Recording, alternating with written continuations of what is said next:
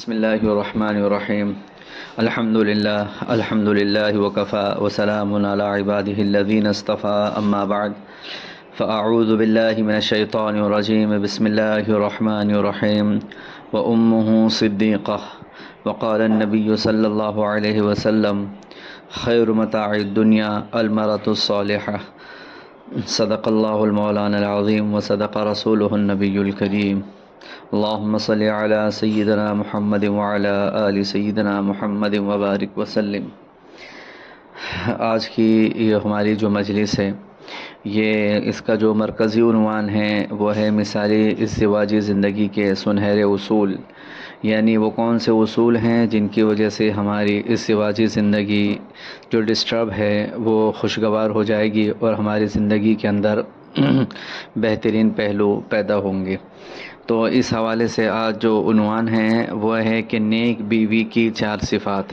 یعنی جو نیک بیویاں ہوتی ہیں، علماء نے لکھا ہے کہ ان بیویوں کے اندر 4 صفات ہوتی ہے. بالفاظ دیگر یہ سمجھ لیں کہ جن بیویوں کے اندر، جن عورتوں کے اندر 4 صفات موجود ہیں وہ سمجھ جائیں کہ وہ نیک بیویاں ہیں، اللہ ان سے راضی ہیں، ان کے شوہر ان سے راضی ہیں. تو سب سے پہلے جو علماء نے صفات لکھی ہے وہ یہ ہے کہ ایسی نیک بیوی خاتون، نیک بیویوں کے چہرے پر اللہ تعالی حیا رکھتا ہے، ان کے چہرے پر حیا ہوتی ہے. یاد رکھیے یہ بہت اہم چیز ہے، اور اس کے حوالے سے قرآن کریم نے بہت ہی واضح الفاظ میں اللہ نے فرمایا ہے وَقَرْنَ فِي بُيُوتِكُنَّ وَلَا تَبَرَّجْنَ تَبَرُّجَ الْجَاهِلِيَّةِ. اور اسی طرح اللہ رب العزت نے فرمایا ہے کہ وہ یُدْنِینَ عَلَیہِنَّ مِن جَلَابِیبِہِنَّ، کہ وہ اپنے چادروں کو نیچے رکھتی ہیں. تو یاد رکھیے چہرے پر حیا ہونا بہت زیادہ ضروری ہے. عام طور پہ ہم سمجھتے ہیں کہ چہروں پر لالی پاؤڈر لگا لیں، اس سے ہمارے ظاہری حسن میں اضافہ ہو جائے گا. لیکن یاد رکھیں یہ ظاہری طور پہ لالی پاؤڈر کا لگانا، سرخی غازے کا لگانا، اس سے ہمارے جمال میں اضافہ نہیں ہو سکتا. اصلاً انسان کے اندر جو جمال پیدا کرتا ہے وہ حیا پیدا کرتا ہے. یاد رکھیں جس کے چہرے پر جتنی حیا ہوگی اس کا چہرہ اس قدر پرکشش ہوگا، اس قدر اس کا چہرہ کھینچا چلا آئے گا. آپ نے دیکھا ہوگا بعض سانولے لوگ ہوتے ہیں لیکن ان کے اندر حیا ہوتی ہے، ان کی نگاہوں میں حیا ہوتی ہے. ایسی خاتون جو بھلے سانولی رنگ کی ہو، رنگ اتنا صاف نہ ہو، لیکن ان کی نگاہیں نیچی ہوتی ہیں اور ان کی آنکھوں میں حیا ہوتی ہے، تو آپ نے دیکھا ہوگا ان کے چہرے بڑے پرکشش ہوتے ہیں. اس کے برخلاف بہت سی ایسی خواتین ہیں جو رنگ و روپ کے اعتبار سے تو کھلے رنگ کی ہوتی ہیں لیکن وہ کشش ان کے چہرے پر نہیں ہوتی جو کشش ایک ہونی چاہیے. تو یاد رکھیے اگر ہم اپنے چہرے کو پرکشش بنانا چاہتے ہیں تو اپنے چہروں پہ حیا کا پردہ ڈالنا ہوگا، نگاہیں نیچی کرنی ہوں گی اور حیا رکھنی ہوگی. اور یاد رکھیں یہ حیا اتنی اہم صفت ہے جو اگر کسی خاتون کے اندر سے یہ حیا کی صفت نکل جائے تو سمجھو وہ اپنا گھر برباد کر بیٹھے گی. ابھی میرے پاس ایک کیس آیا تھا دارالفتہ میں کہ بندے نے لو میرج کیا، شادی کیا، 3 بچے ہو گئے. اب اس عورت اور اس کی بیوی کے اندر حیا نہیں تھی، آنکھوں میں شرم نہیں تھی، لہٰذا دوسرے مرد پر اس کا دل آ گیا. اب وہ اپنے بچوں کو، اپنی بیوی، اپنے شوہر کو چھوڑ کے جانے کے لیے تیار ہو، کہہ رہی کہ میں دوسرے مرد کے ساتھ رہوں گی. یہ ہوا کیوں؟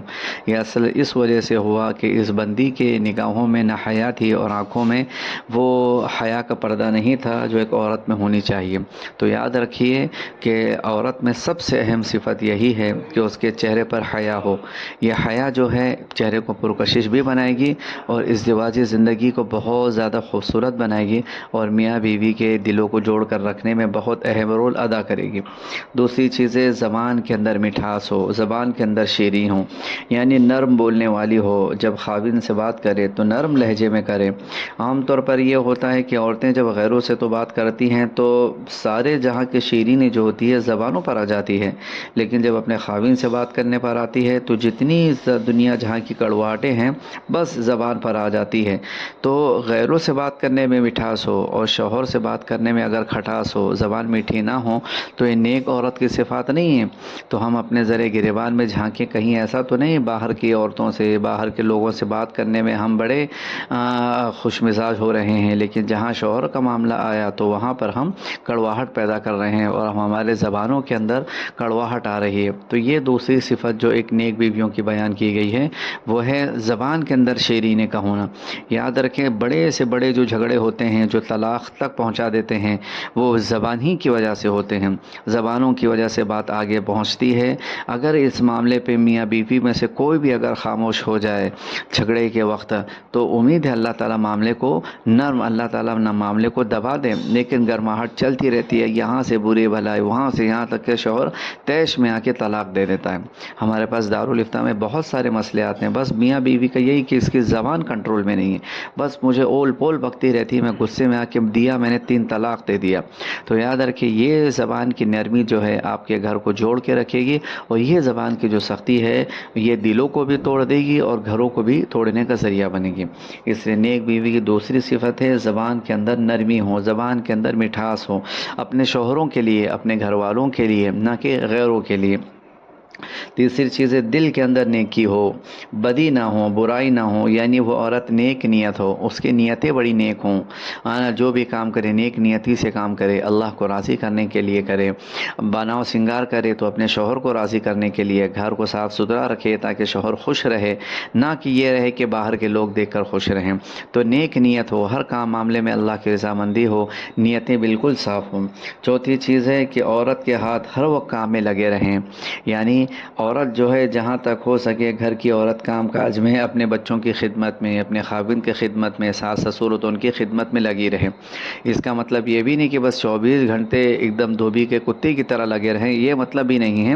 کہنے کا مقصد یہ ہے کہ وہ کاموں کو جہاں تک ہو سکے اپنے کاموں سے انجام دیں۔ اگر اللہ نے سہولت دی ہے تو اپنے ہاتھوں سے جھاڑو پوچھا کر لیں، اللہ نے صحت دی ہے اپنے ہاتھوں سے کھانا بھی بنائیں، اپنے گھروں کے بچوں کی پرورش کریں، اپنے بچوں کے جو بھی ہے نہانے دھونے کا معاملہ کریں، شوہر کے لیے کپڑوں وغیرہ کا بہترین انتظام، صاف ستھرائی کا خیال رکھیں، گھر کے صاف ستھرائی۔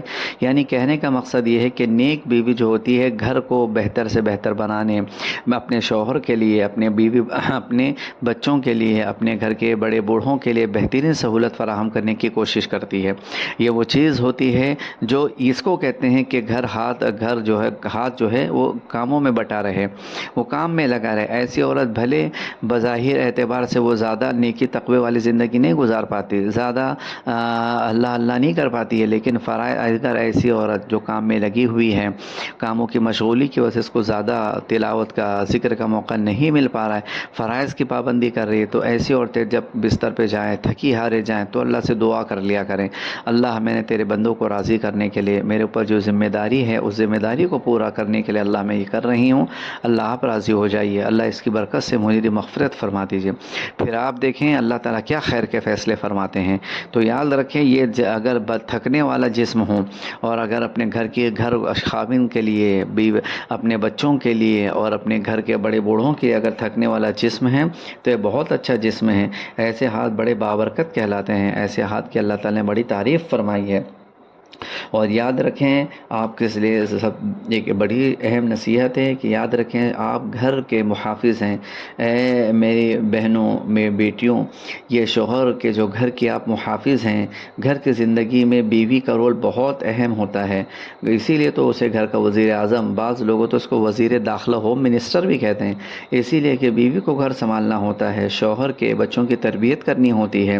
یہ کام بیوی اچھے طریقے سے کر سکتی ہے جس کے اندر نیکی ہو، تقوی ہو، خوف الہی ہو، جس کے اندر یہ مذکورہ صفات ہوں گی وہ اپنے گھر کو بہت اچھے طریقے سے رکھ سکے گی، اور بیوی ہی گھر کو جنت بناتی ہے اور عورت ہی گھر کو دوزخ بناتی ہے، جنت بناتی ہے۔ اسی لیے شاعر نے بڑی خوب بات کہی ہے کہ جس کے آنچل بھی نہیں اپنے سر کا سنبھالا جاتا، جس سے آنچل بھی نہیں اپنے سر کا سنبھالا جاتا، اس سے کیا خاک تیرے گھر کی حفاظت ہوگی۔ یعنی بڑی بات ہے کہ جو عورت اپنے نیکی تقوی کا، اپنے نگاہوں کا، اپنے پردے کا لحاظ نہیں کرتی، کیا وہ گھر کو سنبھالے گی۔ اس لیے جو آج 4 صفات بیان کی گئی ہیں، ان صفات کو اپنی زندگی میں لانے کی کوشش کریں، اور کوشش کریں کہ صفات ہماری زندگی میں آ جائیں، خوشگوار ازدواجی زندگی ہمیں حاصل ہو جائے، اور اللہ تعالیٰ نیکی تقوی کے ساتھ، عافیت کے ساتھ زندگی گزار کے اللہ اپنے پاس پہنچائے دے، یہ ہماری دعا ہے۔ تو اس مجلس کے اندر جو 4 نصیحتیں کی گئی ہیں اسے ہم پلہ باندھ لیں اور اس پر عمل کرنے کی خوب کوشش کریں۔ اللہ تعالیٰ ان اعمال کی برکت سے اللہ نیک صالح اولاد بھی عطا کرے گا، اور اللہ خیر کو خوشگوار بنا کے رکھے گا، اور اللہ تعالیٰ زندگی میں ہی جنت کے مزے دے گا، اور آخرت میں اللہ تعالیٰ نے جنت الفردوس تیار ہی کر رکھا ہے۔ وآخر دعوانا ان الحمد للہ رب العالمین۔